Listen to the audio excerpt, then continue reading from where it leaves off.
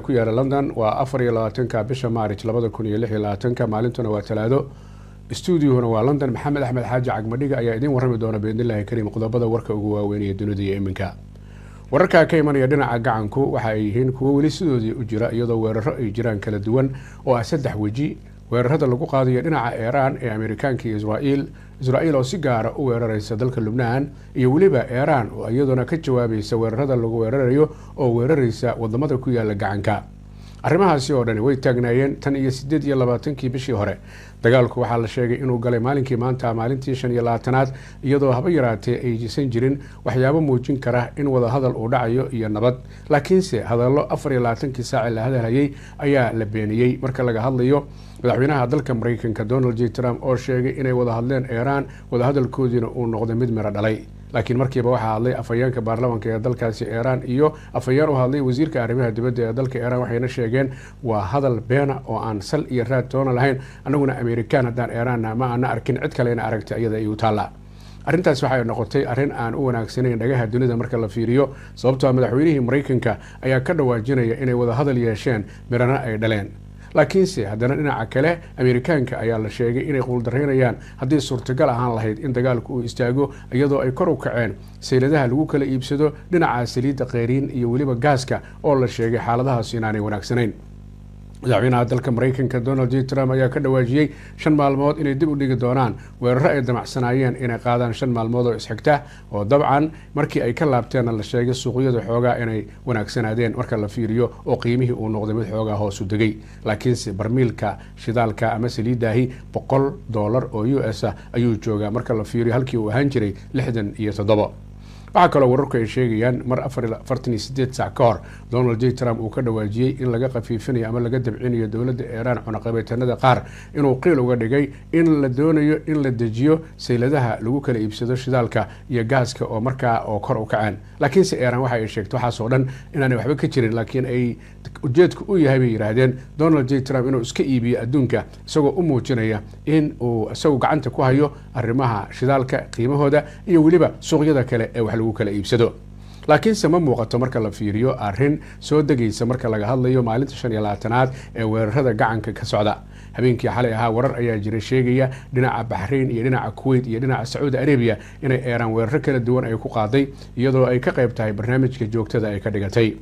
dhinaca kale warar dambe ayaa sheegaya wasiirka mayalka adag ee xagjirka ee dhinaca midigta u janjeera ee ah wasiirka maaliyadda ee dalkaasi ee Israa'iil ee lagu magacaabo Bezalel ayaa waxa uu soo jeediyay in gabi ahaanba la wareego dhinaca koonfureed ee dalka Lubnaan taasoo qiil uga dhigayo inaan mar dambe wax weerar haba yaraatee aanay ka imanin maalmihii ugu dambeeyay si aad ayay u weerartay dowladda Israa'iil dalka Lubnaan haday tahay Beirut iyo dhinaca koonfurta taasoo la jabiyay kaabado iyo buundooyin waaweyn iyo dhul dhan oo ay dadku deganayeen iminkana hadalkiisu wuxuu u muuqdaa mid ay ku doonayaan inay yeeshaan dhulkaasi iyo webi ku yaala aaga oo ilaa 30 kilomitir awal u jiray xuduudda dhinaca Lubnaan marka la fiiriyo dhinaca wadankaasi Israa'iil lama oga xaaladahaas sida ay noqon doonaan wararka kale ee isla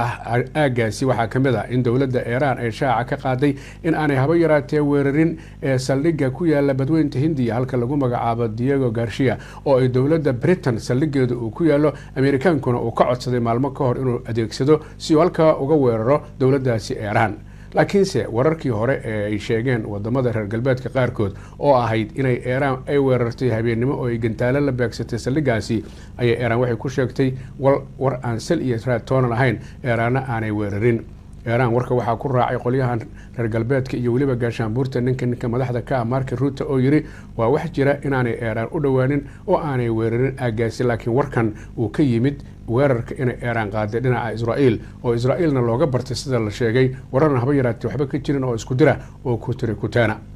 laakiinse marka la fiiriyo Israa'iil waxa loo arkaa inay tahay mid culays xoog leh kala kulantay dagaalkan iminka dhacay ee ay iyada iyo Mareykanku qaadeen 28 February dhul badan ayaa dhibaato xoog leh la gaarsiiyay iyadoo waliba 24 saac ka hor si aad loo weeraray aaga dhinaca nuclearka oo aag u dhow aad loo xabadeeyay gantaalana ay ku dhaceen iyo daroono taasoo waliba keentay ilaa 180 ruux in halkaas ay ku dhaawacmaan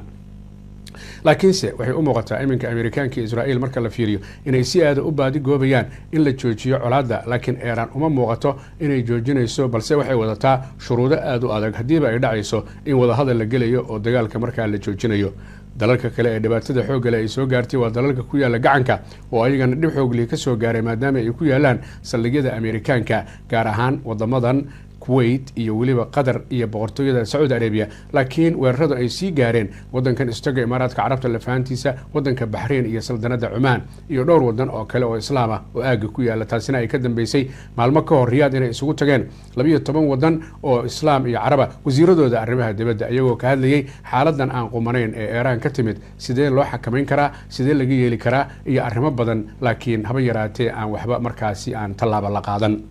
waxaa la eegi doonaa guud ahaanba arrimuhu sida ay noqdaan laakiinse Iran uma jixin dhib kasta oo loo geystay iyo weerar kasta oo lagu qaaday midkiisa ayay ku qaadaysaa iyaduna aaga taasoo keenta culays xoog leh inuu dhacay oo maalmo ka hor warbaahinta dunida ay sheegtay Ameerikaanka khasaare xoog leh inuu ka gaaray guud ahaanba marka la fiiriyo gacanka kaasoo 1 bilyan kor u dhaafay oo dollar iyadoo waliba arrimahaas ay ugu badnaayeen raadarada sida aadka loo burburiyay oo ilaa nus milyan lacag gaaraysa aan iraahdo 500 milyan lacag gaaraysa ay markaasi uga baxday markii hore ee la dhisay ee la sameeyay raadaradaas iyaga ee dhaqdhaqaaqa hawada iyo diyaaradaha lagu la socdo lama oga waxa Trump uu yeeli doono laakiin culays xoog leh ayaa saaran marka la fiiriyo haddii ay tahay dhaqaalaha ku baxaya dagaalka haddii ay tahay dhibaatada ka soo gaartay xagga maraakiibtiisa iyo saldhigyada iyo waliba ciidamadiisii oo ay dad badan ku dhaawacmeen dad badanna ay ku dhinteen laakiin isagoo uba muuqdo nin degsaday barnaamij markii horeba ee dagaalka uu ku galo ee waxay ahayd mid dagaalka la geliyay oo dawladda Israa'iil cadaadis ay saartay haddii tahay dawladda ka dhisaalan Tel Aviv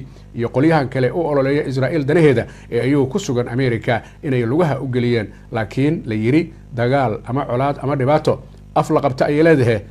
daba la qabta male wixii warar ay ku soo kordhay guud ahaanba arrimaha Iran iyo gacanka iyo xaaladaas wararka iyaga dambe biidnilaahi kariim wararka ka imanaya midowga Yurub xaruntooda magaalada Brussels waxay shaaca ka qaadeen in ay midowga Yurub dalalka 26 dalka 27aad ee Hungary ay warqad u qoreen iyo codsi ay leeyihiin la soo cadeeyo arinta ku saabsan wasiirka arrimaha dibadda ee dalka Hungary oo isagu mar walba gudbinayay waxa ay ku shiraan ama ay ku hadlaan wadamada reer Yurub ee 27 ee midowga Yurub arrintaasi ayaa waxaa la sheegay wasiirka arrimaha dibadda ee wadankaasi oo Peter lagu magacaabo in iyadoo la shirayo reer Yurub midowga Yurub magaalada Brussels markii xoogaa nasasho la gaaraba oo shaah la cabayo oo telefoonka qaadanayay oo si toos ah ula hadlayay wasiirka arrimaha dibadda ee dalka Russia Sergey Lavrov isagoo uga sheekeynayay mar walba wixii laga hadlay maalinkaas iyo arrimaha u gaarka guud ahaan midowga Yurub midowga Yurub waxay sheegeen arrintaasi inay ogaadeen kadibna ay ka rabaan cadeyn wadanka Hungary oo horena faray ay ugu godneed maadaama arrimo badan ay jireen oo lagu eedeynayo oo ah marka ay reer Yurub wax badan ay ka shiraan arrimaha Ukraine oo ay doonayeen lacaga deynaya lacago caadiyaba in la siiyo inay hor istaagayeen ayagoo midowga Yurub ka tirsan taasoo qiil looga dhigay ra'iisul wasaaraha wadankaasi Hungary ee lagu magacaabo Viktor Orban inuu saaxiib dhow leeyahay madaxweynaha dalka Russia Vladimir Putin oo markaa diidanaa wax kasta oo ka soo horjeeda Putin in reer Yurub go'aamadooda uu markaa isagu ka qayb qaato laakiinse dacwadan iminka la gudbiyay oo ah in la cadeeyo wasiirka arrimaha dibadda ee Hungary sababta keentay inuu gudbiyo sirta reer Yurub ee Brussels ayaa waxa uu Viktor Orban sheegay waa ra'iisul wasaaraha dalka Hungary isaga laftiisa inuu ka xun yahay warka dhagiisa inay ku soo dhacaan oo baaritaan markaas la sameeyo lama oga arrintaasi sida ay noqon doonto laakiin wuxuu u muuqdaa ninkaasi nin talaabo laga qaadan karo iyadoo awalba ulbooca loogu tukubayay Hungary marka la fiiriyo xiriirka ay leedahay 26 kale midowga Yurub ay ka wada tirsan yihiin nin hore wasiir arrimaha dibadda uga ahaan jiray dalka Kenya oo lagu magacaabo Rafael Tuju ayaa xabsiga la dhigay iyadoo lagu eedeynayo si khaldan oo been waxba jirin inuu sheegay uu booliska iyo ciidamada amniga u sheegay in la afduubay ninkaasi isaga ah markii uu yiri waa la afduubay aqalkiisa ama gurigiisa ayuu ku jiray kadibna waxa la ogaaday baaritaan marka la sameeyay in uu uga gol lahaa arrimo kale oo isaga u gaara inuu markaasi uu ku qariyo arrintaasi ayaa waxaa ka dhawaajinaya madaxa hay-adda qaabilsan arrimaha baaritaanka dambiyada ee dalka Kenya oo lagu magacaabo shakhsigaasi madaxda ah Maxamed Amiin oo sheegay in xabsi in la dhigay ay tahay maxaa yeelay buu yiri in la sheego hadal aan jirin oo ah nin mas'uul sare ahaan jiray inuu yiraahdo waa la afduubo waa la dhibaateeyay inay taariikh qatarteeda iska leh haddii aysan markaasi jirin laakiin warar u dhow ninka isaga ayaa waxay sheegeen muddaba inuu la daalaa-dhacayay deymo badan oo uu ka qaatay bangiyada dalka Kenya oo uu bixin waayay taasina ay keentay in la sheegay guryaha uu markaa leeyahay uu dhistay in la naadiyo oo la gado si markaa deyntii bangiyada loogu celiyo arrimahaas isagoo la daalaa-dhacaya oo ku jira barnaamijkooda ayuu arrintan Rafael Tuju soo gudbiyay taasina waxa ay keentay in xabsiga la dhigo lama oga xaaladii sida ay noqon doonto in la maxkamadeyn doono in la sii deyn doono iyo guud ahaanba arrimo badan waa telefishinka Universal Studio London halka aad nagala socotaan wararka ka imanaya dalka Angola ee dalka aan iraahdo Colombia ee Latin America waxay shaaca ka qaadeen dayuurad militarigu iska lahaa oo siday dad gaaraya 114 ruux in ay dhacday taasina ay keentay 66 kamid ah ciidamadii saaraa inay geeriyoodaan dad badan ay markaasi dhaawacmaan arrintaasi ayaa waxay ka dhacday dhinaca koonfureed ee wadankaasi Colombia gaar ahaan xuduudda Colombia ay la wadaagto Peru agteeda gobol lagu magacaabo Putumayo oo la sheegay dayuuradaasi oo nooca lagu farsameeyo dalka Mareykanka oo ah AC-110 Hercule in ay dhacday laakiin aan la ogeyn sababta keentay markii ay kacday waxoogaa kadib ayay dhacday shilkan waxaa ka hadlay taliyaha ciidanka cirka ee dalka Colombia oo lagu magacaabo Carlos Fernando Silva Rueda waxaana uu shaaca ka qaaday in baaritaan xoog leh oo socda inay ka xun yihiin arrinta dhacday iyo askarta dhalinyarada u badneed ee markaasi iyagu ku geeriyooday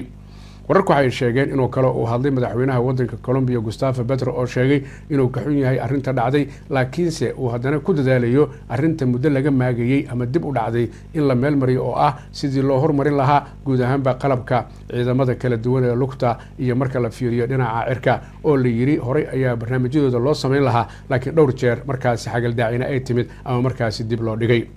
dayuuradan iyada ee dhacday waxaa kaloo arrinkeeda shilka ka hadlay wasiirka gaashaandhigga ee dalka Colombia ee lagu magacaabo Pedro Sanchez oo sheegay inuu ka xun yahay dhib ka dhacay isagoo waliba yiri diyaaradda inay sii olosho waxa keenay hub fara badan ayaa saaraa taasina ay keentay in arrintaasi ay dhacdo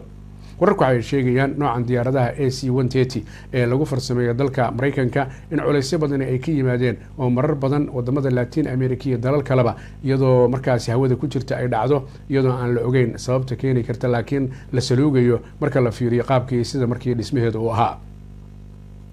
wararka ka imanaya dalka Angola ee qaaradda Afrika waxay sheegeen 2 nin oo Raashiyaan ah in la maxkamadeynayo kuwaas oo la sheegay inay ku lug lahaayeen inay soo huriyaan arrimo isu soo baxya oo ka dhana dawladda ka dhisaalan magaalada Luanda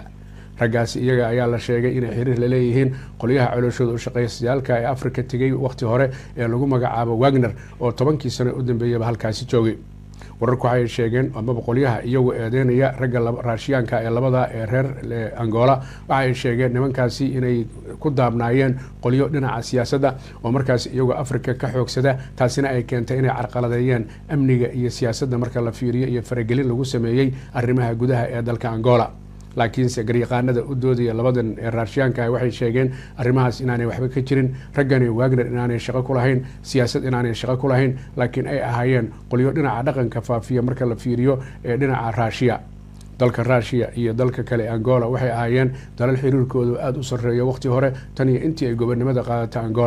Angola waa dal ku yaala qaaradda Afrika oo soo saara saliid isla markaasina macdanta iyo diamondku ay ku badan yihiin halkaasna waxaa mar walba joogi jiray qolyo kala duwan oo shirkadaha oo ka socda dalka Raashiya oo iyagu ka beec mushtara ama ku howlan soona saara isla markaana iibsada dhinaca macdanta iyo diamondka oo shirkad waxaa jirta Alrosa lagu magacaabo oo dalka Raashiya iyo bangi VTB lagu magacaabo labadaba in laga soo bixiyay amaba labadaba la yiri kama sii howlgali kartaan dalka Angola tan iyo intii Russia ay weerarka ku qaaday dalkaasi Ukraine 4 sanadood ka hor wali waa telefishinka Universal studio ku yaala magaalada London daawadayaal marka la fiiriyo dalka Australia ayaa qolyaha warbaahinta qaabilsan ee lagu magacaabo ABC oo ah Australian Broadcasting Corporation shaqaalahoodu waxaa la sheegay muddo 20 sano markii ugu horeysay inay shaqo ka fadhiisad ay sameyn doonaan maalinta bariya oo Arbaca ayagoo arrinkaas qeyl uga dhigaya sababo la xiriira xagga lacagaha la siiyo aad u yar ilaa 3 sano oo la soo dhaafay ayaa la sheegay qolyahaasi Australia u qaabilsan dhinaca warbaahinta ABC inay dalbanayeen in la siiyo lacag laakiin qolyaha lacagaha bixiya ay yiraahdeen 10% ayaa mushaarka leedin badinaya laakiin ay ka biyo diideen 4500 oo guud ahaan shaqaaluhu ay yihiin 75% oo ay sheegeen 10% inaanay ku fileen laakiin ay u baahan yihiin in markaasi xoolaha loo badiyo arrimahaasi oo dhan waa arrimo la isku haysto laakiin waxaa la yiri haddii aan heshiis dhicin oo qolyahan wax wada ee shaqaalaha u dooda warkooda aan la yeelin inay dhici karto Arbacada bariya in telefishinka iyo waliba raadiyaasha ee Australian Broadcasting Corporation inay noqon doonaan kuwa la fahmo in shaqadii laga fadhiistay oo wixii warar oo ay baahin jireen iyo barnaamijyadii ay meesha ka bixi karaan muddo lama oga in heshiis dhici karo ka hor iyo in kale wararka ka imanaya daanta galbeed ee la haysto ee Falastiin ayaa wararku waxay sheegayaan haweeneyda lagu magacaabo Francesca Albanese oo ah haweeney ergey ah oo qaabilsan jumciyadda qurumaha ka dhaxaysan oo qaabilsan arrimaha dhinaca xuquuqda bini'aadamka ee aagaas dhibaatada ay ka jirto ay sheegtay dhibaatada lagu hayo dadka reer Falastiin haday tahay Gaza haday tahay daanta galbeed haday tahay bariga Jerusalem in loo arki karayo ama lagu fasiri karayo adduunka inuu shahaado siiyo dowladda Israa'iil oo ah in la dhibaateeyo oo la gumaado oo cariiri la geliyo dadka reer Falastiin haweeneydaas Francesca way hadal adag tahay waxaana ay ka hadlaysay shir golaha dhinaca qaabilsan arrimaha xuquuqda bini'aadamka ee jumciyadda qurumaha ka dhaxaysa waxaana ay sheegtay dhib xoog leh inuu jiro oo dadka maskaxiyana loola dagaalo jir ahaanna loola dagaalo dhib xoog lehna uu jiro arrintan ayaa lagu baraarugayaa maalmihii ugu dambeeyay markii qolyaha Jewishka ee sida khaldan aan sharciga ahayn u degan daanta galbeed ay dhibaateeyeen hanti badan iyo Falastiiniyiin oo ay markaa dhulkana ay gubayeen ay burburinayeen dadkana ay markaa dhibaateynayeen maaha markii ugu horeysay ee dadka halkaas sida sharci darrada lagu dejiyay sanadkii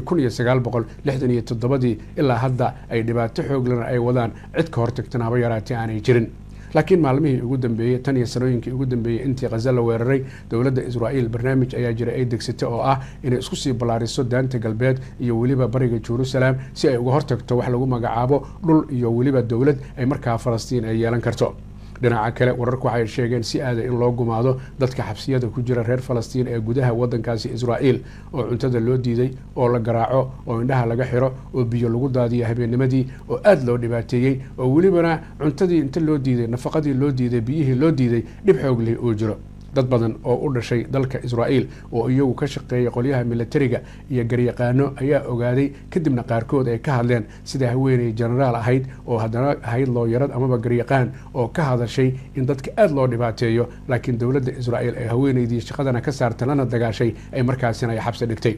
warbixintan iminka Francesca Albanese waxay tahay tii ugu dambeysay ee wax ka sheegaysa dhibka xoog leh ee lagu hayo dadkaas iyo cid ka hor istaagaysa adduunkan inaanay jirin jumciyadda qurumaha ka dhaxaysa dalalka ku jira oo golaha guud ilaa 200 aanay jirin cid soo qaada hadiyo goorale dhibka lagu hayo dadkaas habeen iyo maalin oo ah 24 saac 7 maalmood 52 usbuuc 365 maalmood tan iyo intii dhulkooda sida sharci darrada oo xooga loola wareegay oo qaarna la dul degan yahay qaarna ay qaxooti ku yihiin dalalka dariska la ah dhulkii reer Falastiin ee la qaatay 1948 dabadeed ugu dambeystii waa dhinaca sportiga waxaa jira ciyaaryahan u ciyaari jiray dalka Faransiiska asal ahaan ka soo jeeda wadankaasi Algeria oo Zinedine Zidane lagu magacaabo oo ilaa xulka qaranka gaaray kadibna noqday tababare marka la fiiriyo ciyaaraha kala duwan ee adduunka sida wadanka Spain oo kale oo uu ka noqday tababare gaar ahaan kooxda Real Madrid lagu magacaabo ayaa iminka heshiis waxa uu la galay xiriirka kubadda cagta ee dalka Faransiiska inuu noqdo tababaraha xulka qaranka ee Faransiiska ninkaas Zidane lagu magacaabahay waxa uu jiraa 53 sano wuxuu ahaa ciyaartoy caana oo isagoo kamid raggii horseeday sanadkii 1998 koobkii adduunka ee lagu martigeliyay dalka Faransiiskuna uu ku guuleystay isagoo markaa ciyaartii ugu dambeysay dhinacooda dhulka dhigay raggii asagoo horseedka oo ku hayay Zidane xulkii kubadda cagta ee dalka Brazil oo looga bartay ciyaaraha adag inay markaas yimaadaan xagga dambe ahna ragga ugu badan ee qaada koobka adduunka ee kubadda cagta tan iyo intii la bilaabay 1930